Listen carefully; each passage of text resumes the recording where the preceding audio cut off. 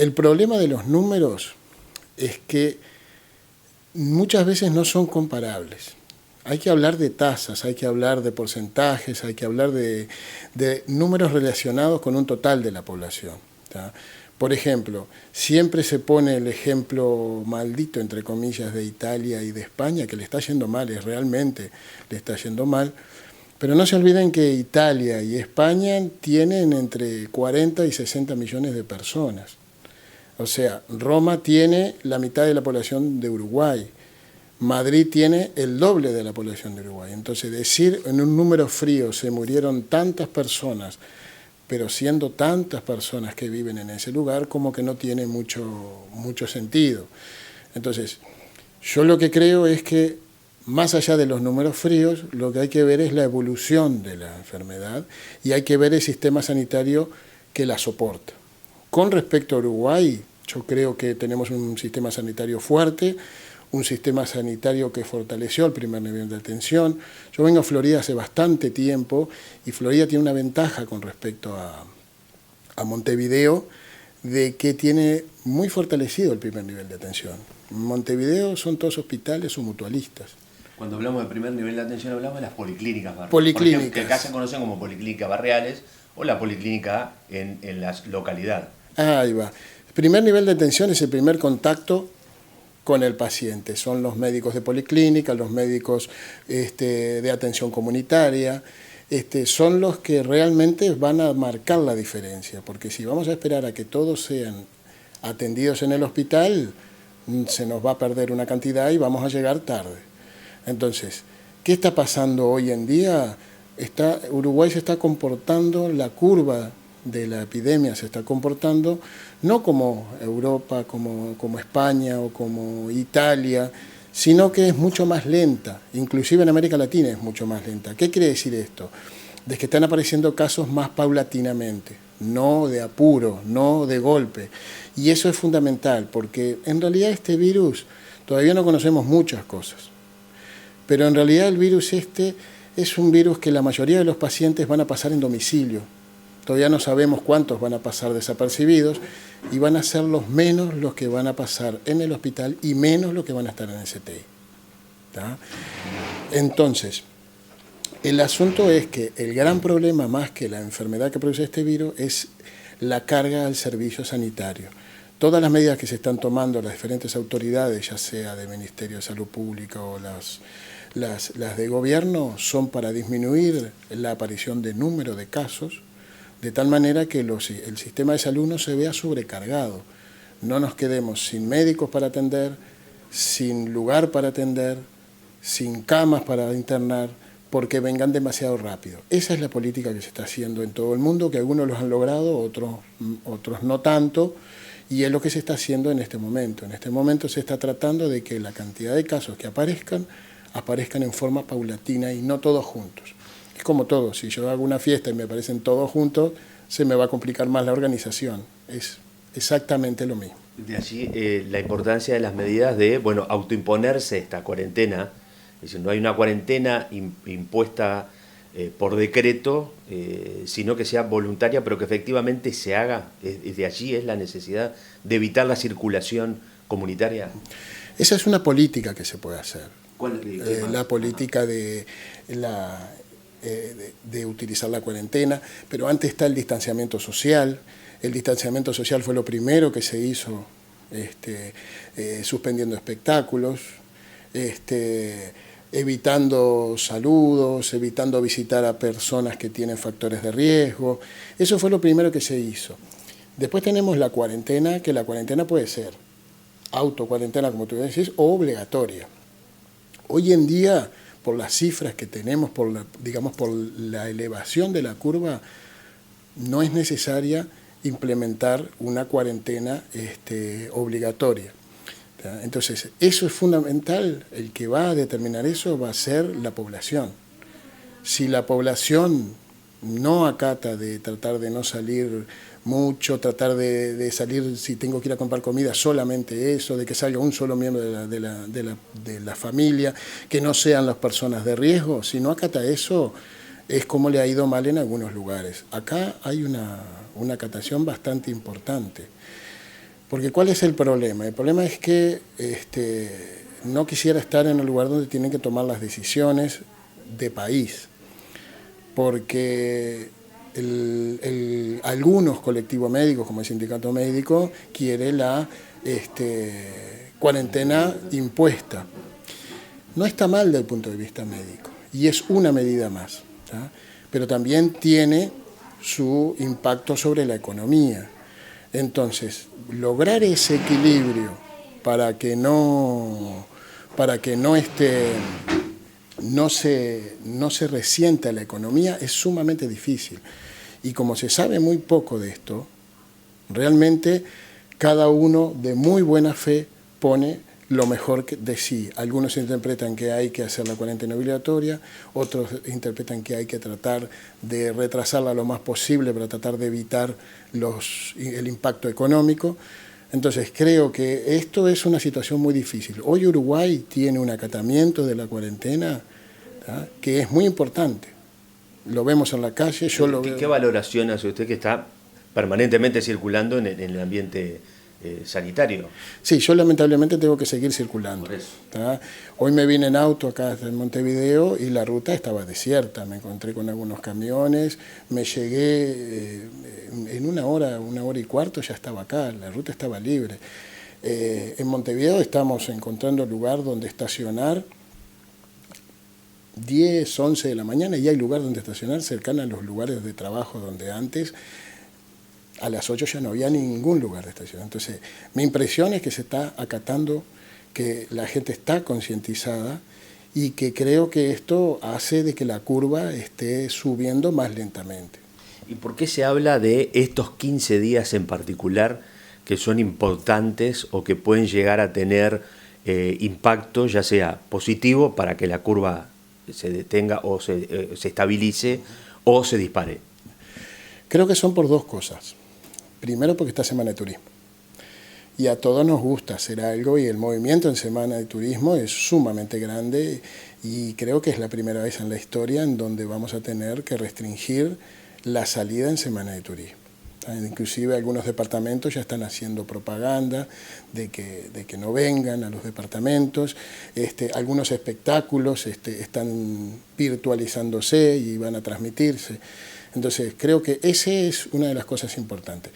Y segundo, es por el comportamiento de cualquier epidemia. Cualquier epidemia empieza apareciendo casos relativamente pocos para llegar a un momento en donde van a aparecer casos en forma abrupta. Y estamos entrando en eso. Estamos entrando en el momento en donde van a aparecer una cantidad de casos que es lo normal. No tiene que asustarnos. Lo que sí tiene que hacer es estar preparados para que no se desborden los sistemas sanitarios, pero nada más que eso, por esas dos razones, por las fechas y por el comportamiento de cualquier epidemia, sea esta o sea cualquier otra. Y hay quienes sostienen que quizá mayo, junio pueda llegar a ser el punto más alto.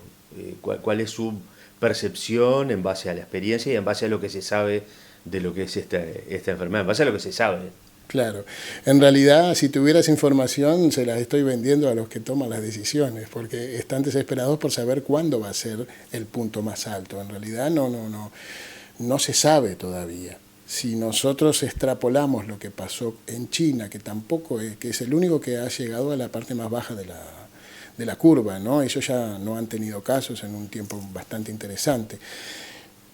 Pero si nosotros comparamos con eso, y sí, estarían abril, mayo, serían los meses más importantes para después empezar a bajar. Pero hay que tener en cuenta que en abril, mayo, junio y hasta julio se juntan esta enfermedad con las enfermedades respiratorias habituales.